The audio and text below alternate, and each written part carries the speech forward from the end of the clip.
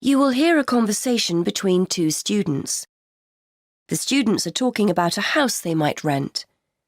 First, you have some time to look at questions 1 to 3.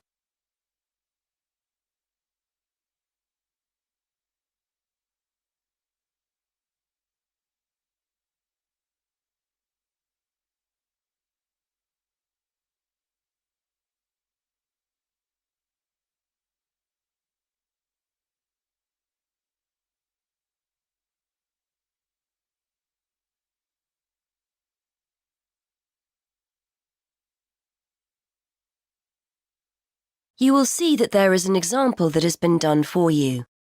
On this occasion only, the conversation relating to this will be played first. Hi, Jason. So what's the house like? I hope it's as good as the advert made out. It's okay. I think I finally found something we'll both like at last. Brilliant.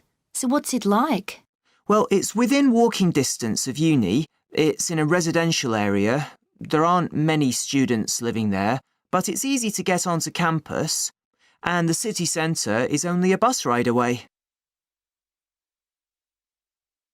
Jason explains that the house is within walking distance of the university, so A has been circled. Now we shall begin. You should answer the questions as you listen, because you will not hear the recording a second time. Listen carefully and answer questions 1 to 3. Hi, Jason. So what's the house like? I hope it's as good as the advert made out. It's okay. I think I finally found something we'll both like at last. Brilliant. So what's it like? Well, it's within walking distance of uni. It's in a residential area. There aren't many students living there, but it's easy to get onto campus. And the city centre is only a bus ride away. OK, that's a good start. But what's it like inside? To be honest, when I saw the advert, I didn't think it would be big enough for the three of us. The rent's not exactly cheap for the area. So come on, is it worth it? Well, it's got 3 bedrooms and a nice living room, so we'll all have our own space to work and somewhere to sit together. It's clean and there's no need to decorate. I'm sure your mum and dad would be happy with it, if that's anything to go by. OK, that sounds promising. And the landlady was really nice. She's not one of those people with a lot of properties. In fact, this is the only one she has, so she really looks after it. Her daughter was a student and stayed there last year, apparently. Before you hear more of the conversation, you have some time to look at questions 4 to 6.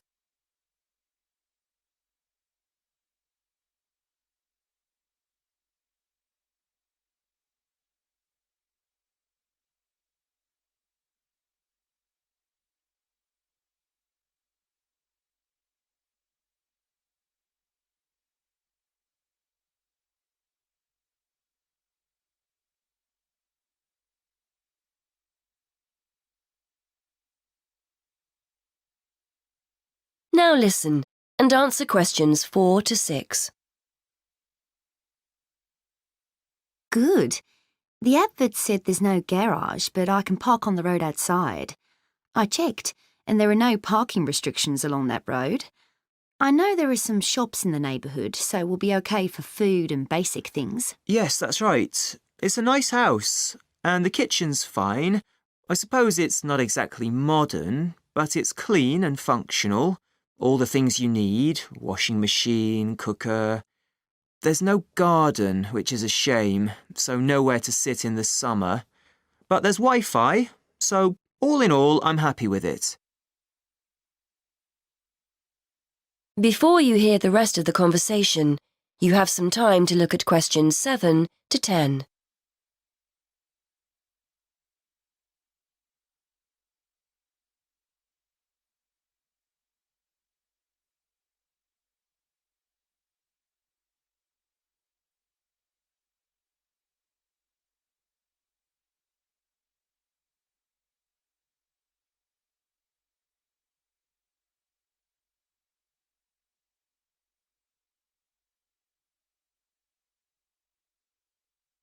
Now listen and answer questions 7 to 10. Right then, I think we've cracked it. I'd like to see it myself before we sign anything. I might pop along later to have a look. It's on Foxwell Road, isn't it? Let me just make a note of the address. That's Foxwell Road. Is that right? Yes, that's right. Number 94. I'll come along with you for another look. So you know what the rent is, don't you? £430 a month. I know that's £50 a month more than we were expecting to pay, but I think it's worth it. It sounds reasonable, especially if it's in a nice area. And we need to pay a deposit as well, don't we? According to the ad, that's 1 month rent in advance. Yes, that's right. That's normal when you rent, so I was expecting it. You'd better give the landlady a ring if we want to have a look round. Why not give her a call and see if she's free later? OK, good idea. What's her number? It's a mobile number, 01764 445 328. Right, I'll phone her now. Hopefully she'll be free and we can go over there this evening. That is the end of section 1. You now have half a minute to check your answers.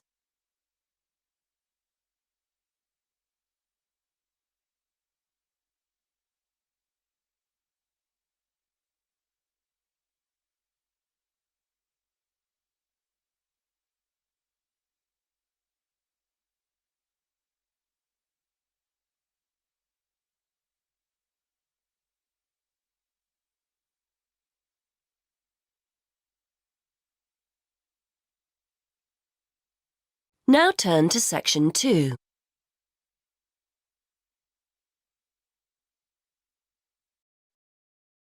Section 2. You will hear a presenter on a radio phone-in show. The presenter is talking to a woman who was bitten by a poisonous spider. First, you have some time to look at questions 11 to 13.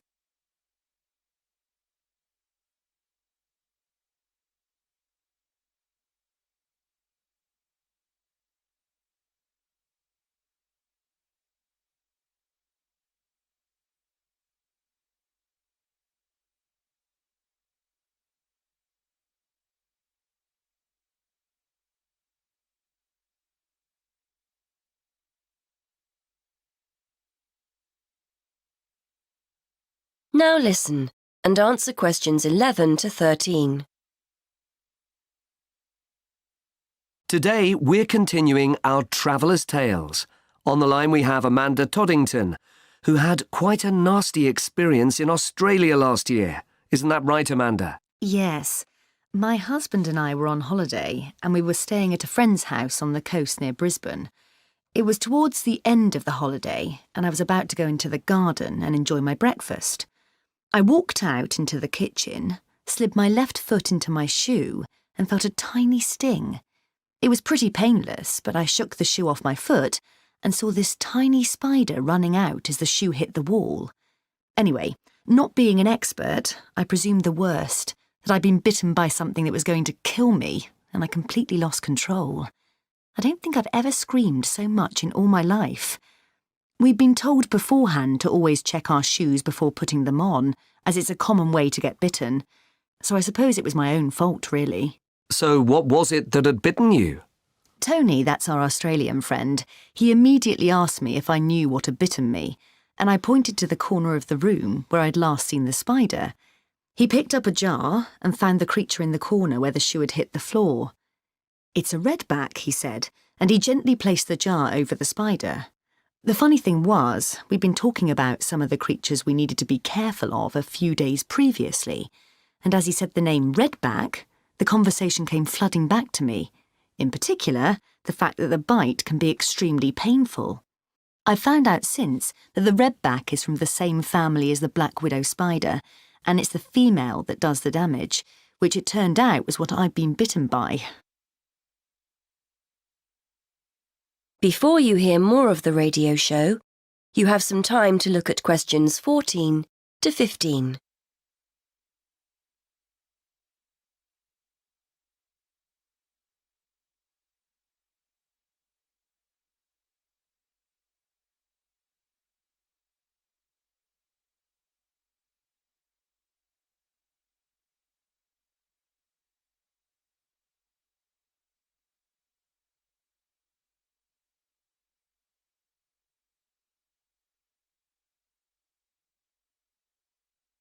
Now listen and answer questions 14 to 15.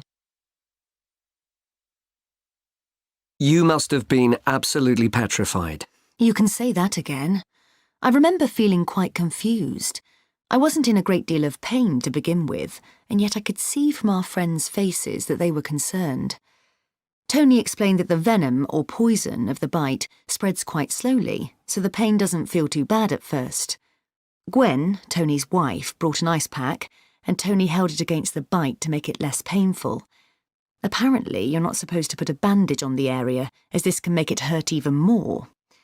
Tony tried to put my mind at rest by explaining that this was quite a common bite, that the hospital would have an antivenom, and that everything would be okay. But I was beginning to panic. We were flying back to the UK the next day, and I really didn't know what to do. Before you hear more of the radio show, you have some time to look at questions 16 to 18.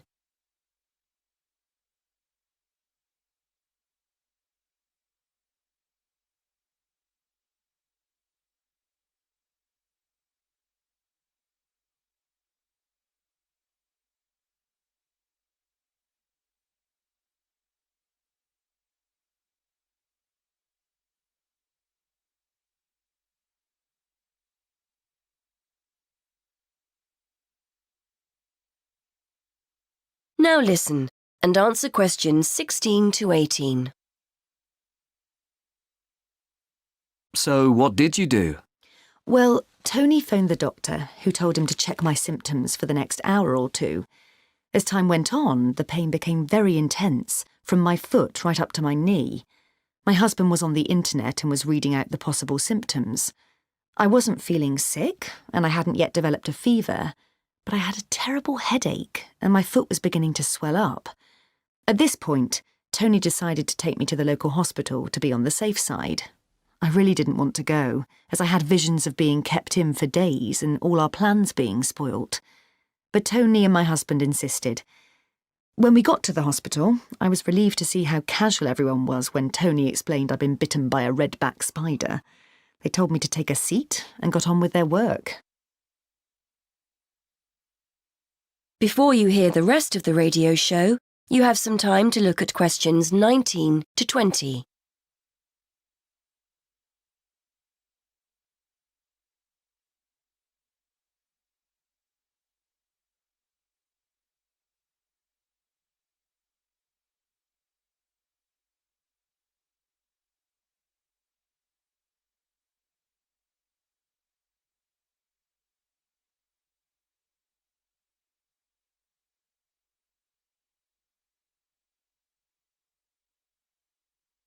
Now listen and answer questions 19 to 20. And did you receive any treatment? By the time I got to see a doctor, the pain was very intense indeed, and I was getting quite upset. The doctor decided to give me a dose of an antivenom, which he assured me would eventually deal with the problem. Unfortunately, he also explained that it wouldn't have an immediate effect and the symptoms might last for several days.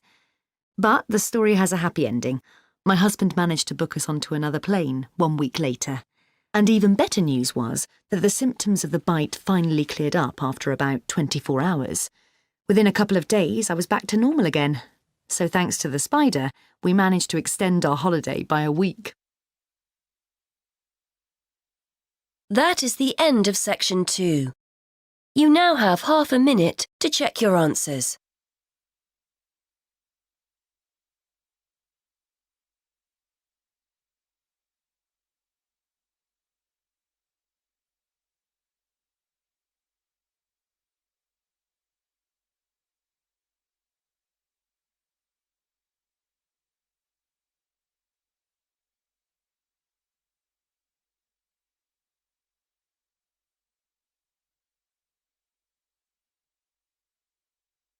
Now turn to section 3.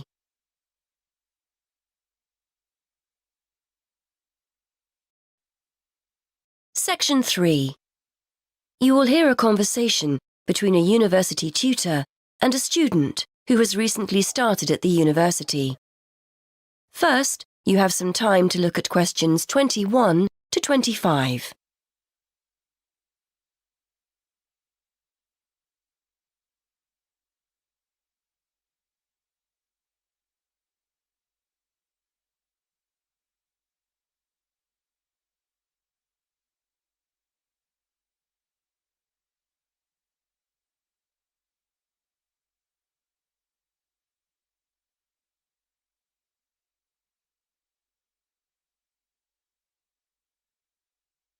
Now listen and answer questions 21 to 25. Anyway, as this is our first session, I'd just like to find out how you're settling in, how your Spanish course is going. Basically, anything you feel you need to talk about. I'm okay, I suppose. I'm settling into my studies, and I'm finding the course interesting. I've got a free day on Wednesday, which is good, and the lectures and tutorials on the other 4 days. Yeah, I'm getting into the swing of things. I'm just missing home a little, that's all. OK. Well, if it makes you feel any better, I reckon half the students I speak with are a little homesick. It's only natural. Is this the first time you've lived away from home? Yes, I was thinking just this morning that I've never spent so long away from my friends and family before. I've been back home on one occasion since I started in September, but it's so expensive to get down to London by train that I can't go very often. Well, don't be too hard on yourself, Kevin. It's quite a lot to deal with at first, isn't it? Moving to a new city, being responsible for everything for the first time ever, shopping, cooking, etc. Then making new friends, and then there's your studies, of course, and getting organised. Are you living on campus or in town? On campus, in halls of residence. It's not as cheap as renting a room in a house, but I thought it would be a good way of meeting new students. We're all in and out of the kitchen during the day, so it's not difficult to socialise. Like you say, I'm just a bit homesick. I'm sure that you'll find things get better over the next few weeks. Everything's new for you at the moment and a little overwhelming. But you'll get into a routine and start to feel more settled. What about Freshers' Week? Did you sign up for anything? Yes, I've joined a couple of groups. There's the Film Society, and a tutor recommended the Spanish Society, so I've signed up for that too. I've volunteered to help out on their International Food Day, making snacks, that kind of thing, and I'm looking forward to getting to know other members. You said earlier you were finding your studies okay, so that's good as well. The main thing to remember is to try to be as organised as possible. You have so much more freedom to make your own decisions here, so it's important to structure your time to factor in time for studies. If you're on top of your work, you'll feel much more able to enjoy your free time. Before you hear the rest of the conversation, you have some time to look at questions 26 to 30.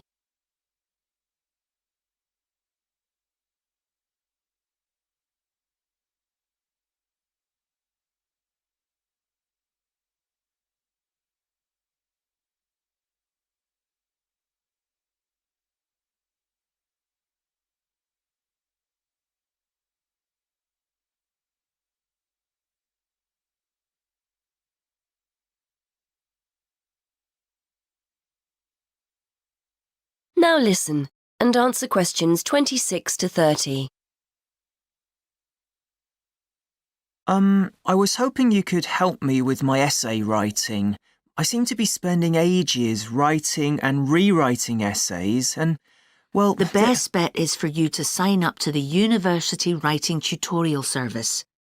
They have people who are in place to support students specifically with these problems. To join, just fill in the application form and give them a sample of your work. Brilliant. I didn't know anything about that. Can I give them one of my essays to look at? They won't give you feedback on a complete essay, I'm afraid, as they may not be subject experts. It's really aimed at developing your academic writing skills. Ideally, you should write something between 1,000 to 1,500 words. If you find their page on the university website, they've got a list of general topics you can try. So, do I just turn up, or do I need to make an appointment? I've got an essay deadline coming up soon, so I'd like to get help as soon as possible. You'll need to arrange an appointment. The first step is to sign up for the service. Download the application form and essay title from the webpage. Don't forget to state when you're available for tutorials on the form. Email the essay and form to the team and they'll get back to you with an appointment time. It usually takes about 1 week from when they first receive your essay to arrange an appointment.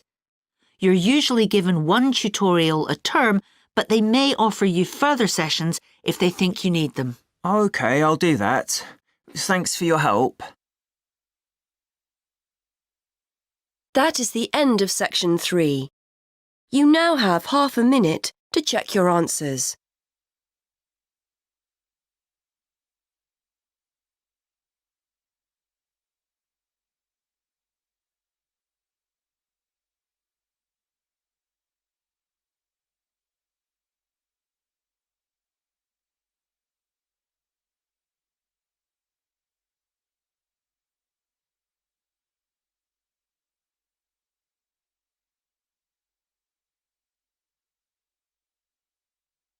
Now turn to section 4.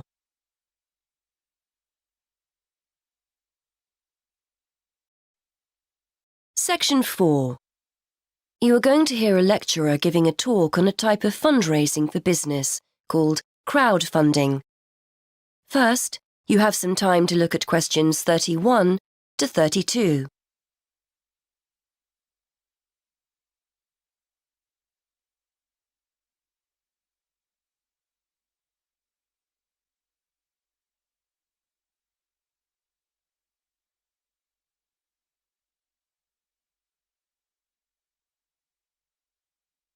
Now listen and answer questions 31 to 32.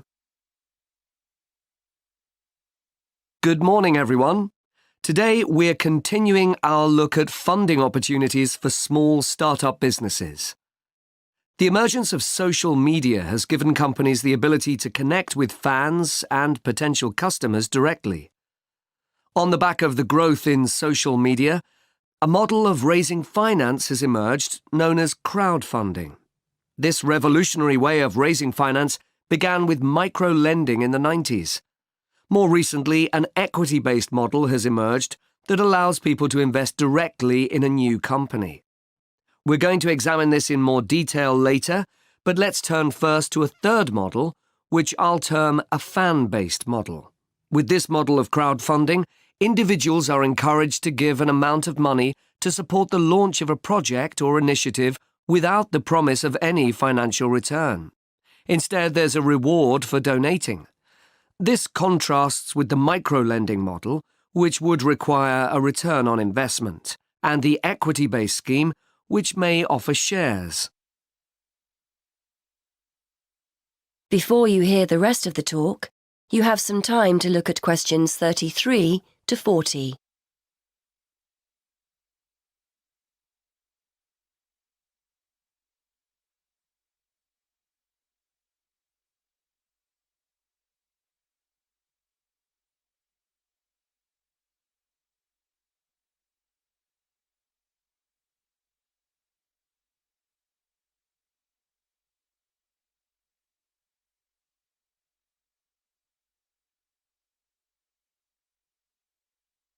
Now listen and answer questions 33 to 40.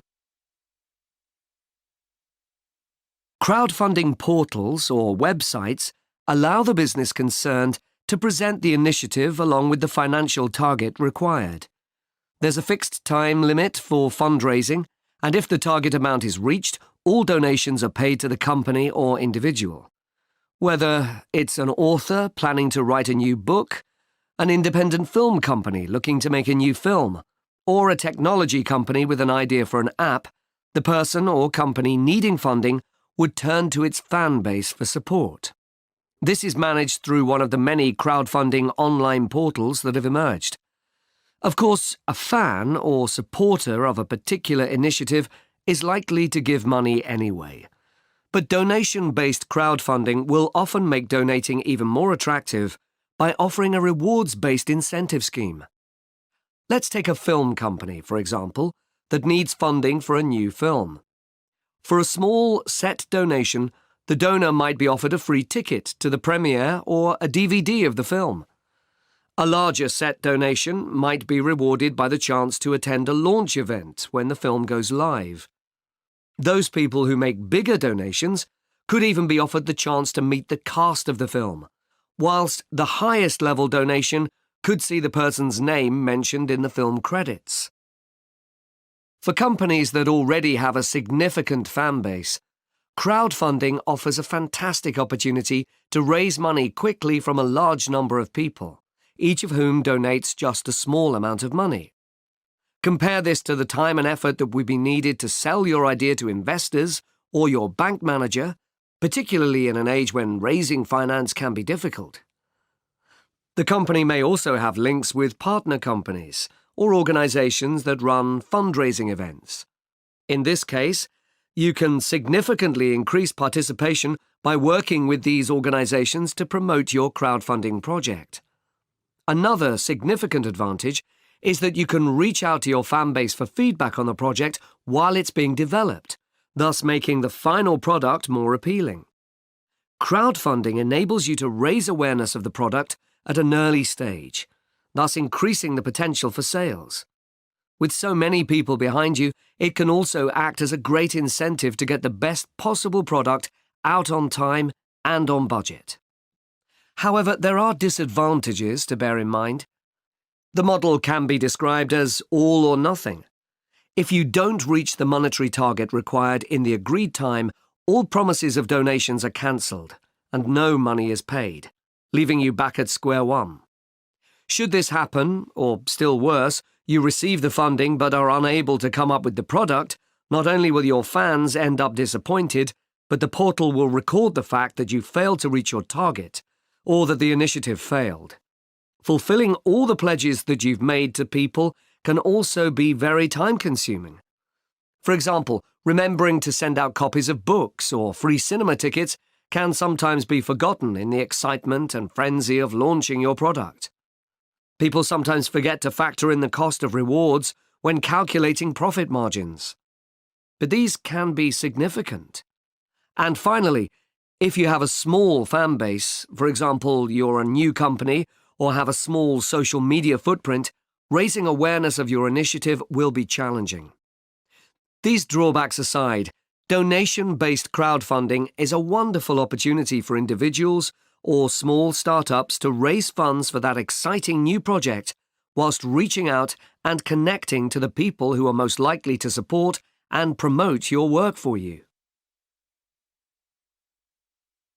That is the end of section 4. You now have half a minute to check your answers.